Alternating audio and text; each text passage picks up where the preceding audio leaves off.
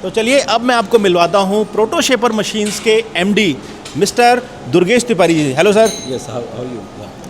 Sir थोड़ा सा बताइए मशीन के बारे में कि देखा जाए तो ये कोई अभी ऐसा नहीं है कि कोई नई मशीन है। ये इंडिया में पिछले 10 साल से लेज़र कटिंग मशीन का मार्केट आया है और पिछले 5-6 साल से ये नॉर्मल इंटरप्राइजेस और एमएसएमई सेक्टर में ज़्यादा पॉपुलर हुआ है।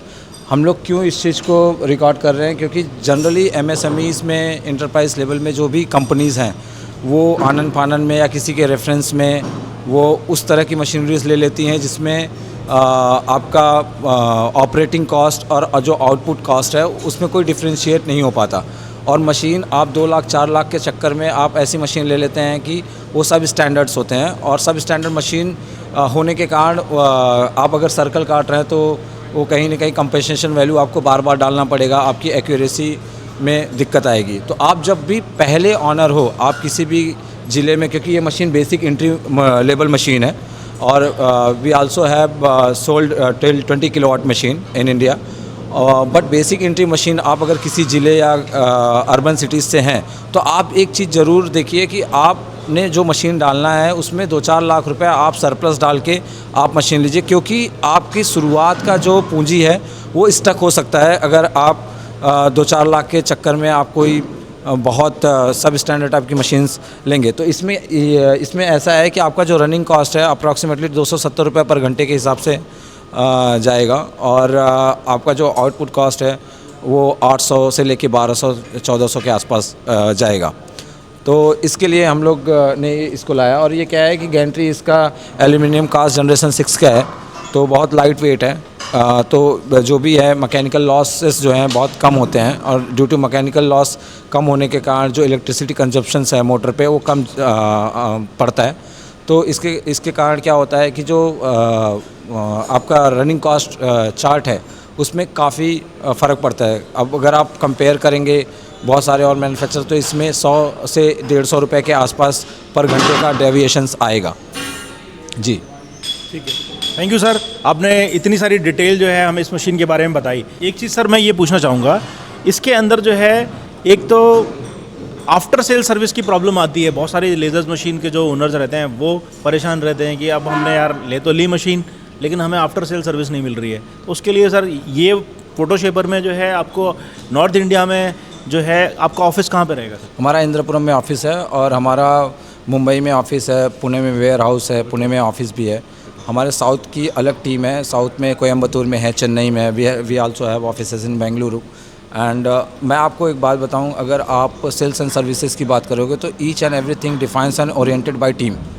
आप अगर देखेंगे कि अगर आपके बाजू में भी सप्लायर है उसके पास टीम नहीं है तो ये पॉसिबल ही नहीं होगा कि ऑनर आकी मशीन आपको फिक्स करे।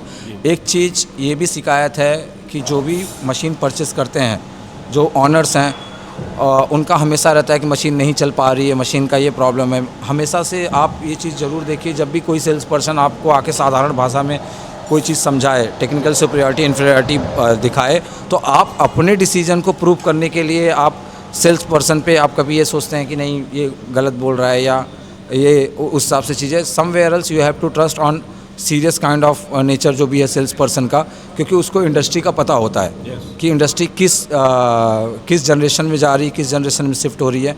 जनरली कस्टमर अपना डिसीजन खुद ले लेता है, बाद में उनको समझ में आता है कि भाई अब तो मैं फंस गया हूँ, then they use to start. But वो अपने इनिशियल डिसीजन पे उनको समझना चाहिए कि भाई आप जब मार्केट का वैल्यूएशन लेट सपोज किसी भी मशीन का 50 लाख का है और आप अगर 30 लाख का ले रहे हो then there must be some kind of compromise in technical things. तो आप उस चीज़ को जस्टिफाई करके चलो। और रही बात आपने अगर सर्विस की बात कर रहे हैं आप, तो सर्विस में हमारे पास अच्छे खासे वेल सैलराइज्ड एक्सपीरियंस हमारे पास लड़के हैं जो 8-9 साल लेज़र इंडस्ट्री में सर्विस दिया है। मैं खुद एमएनसी कंपनी में जोन का इंचार्ज रहा हूँ, जोन हेड रहा हूँ और मुंबई का हेड रहा हूँ। सेंट्रल इंडिया में भी मैंने काम किया और नॉर्थ इंडिया में भी लोग जानते हैं कि मैंने काम किया। But we know the parameter कि हमने क्या फ़िक्स किया है और उस हिसाब से हम एक बेंचमार्क लेके चल रहे हैं। और जो भी इंडिया में ड्यू टू एंटी डंपिंग बहुत सारे रिपरकशंस आए हैं जो कस्टमर्स फेस कर रहे हैं, तो हमको बहुत ईजिली हम मार्केट को पेनिट्रेट कर पा रहे हैं। क्योंकि आप देखेंगे तो इसमें L1, L2, L3 सेगमेंट में L1 बहुत ही नीश, बहुत टॉप सेगमेंट है। उसके बाद जो सेगमेंट है इंडो चाइनीज़ में जो भी मशीनरीज है, there are big differences.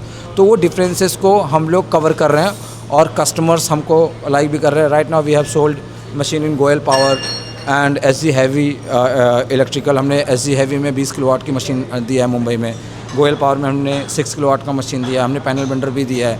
We-light फर्नटेक में रोबोट दिया है हमने। तो we have various kind of machines and we have various kind of automations product. और हमारे पास बाय एंड लार्ज उतनी बड़ी टीम भी है और सब 10 साल 12 साल सबको एक्सपीरियंस है। लेज़र इंडस्ट्री जब से इंडिया में शुरुआत हुई थी, सेल से लेके सर्विस तक, पीपल नोज़ कि हमारे पास सबसे बेस्ट सर्विस इंजीनियर और सेल्स पर्सन्स हैं।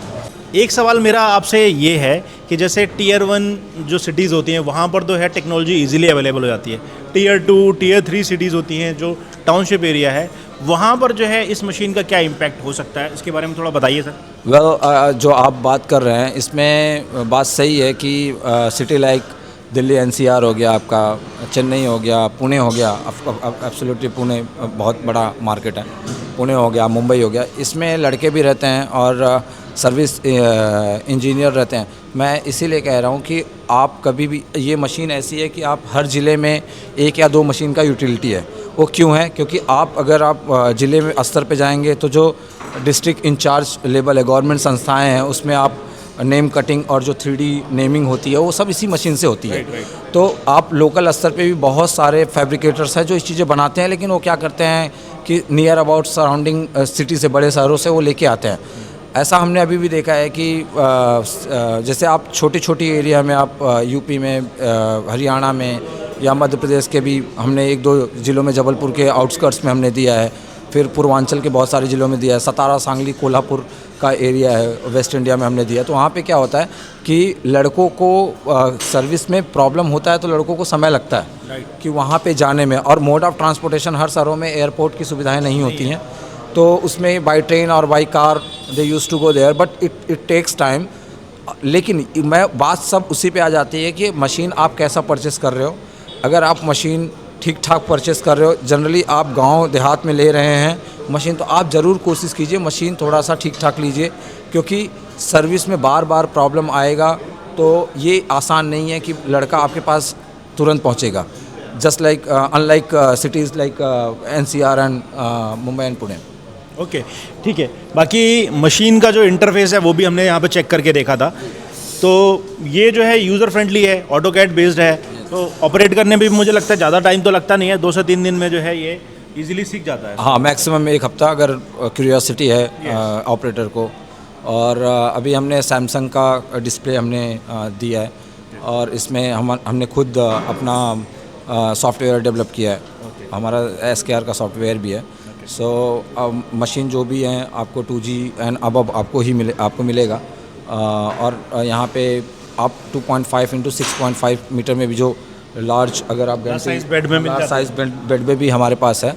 और ये इंडिया में बाय एंड लार्ज जो कंपनियां हैं, ठीक ठाक प्राइवेट लिमिटेड लेवल की कंपनियां हैं, दे नाउ दे आर अडॉप्टिंग, और उनको उस तरह की फियर्स भी नहीं है कि भाई कल को कंट्री टू कंट्री का अपना एक रिलेशन होता है, तो कोरिया और इंडिया का काफ़ी अच्छा रिलेशन है, ड्यूटी न के बराबर भी है, तो इसलिए हम लोग सप्लाई करते हैं। कॉस्टिंग भी इसकी ज़्यादा अच्छी है, मुझे लगता है कि जिस कॉस्टिंग रेंज में आप सेल कर रहे हैं, कॉस्ट भी अच्छा है हमारा, बट वो क्या है कि आप वो कहीं ना कहीं जाके जस्टिफाई भी करता है कि ब्रेकडाउन जो साइकिल है वो कम है इसमें, ऐसा।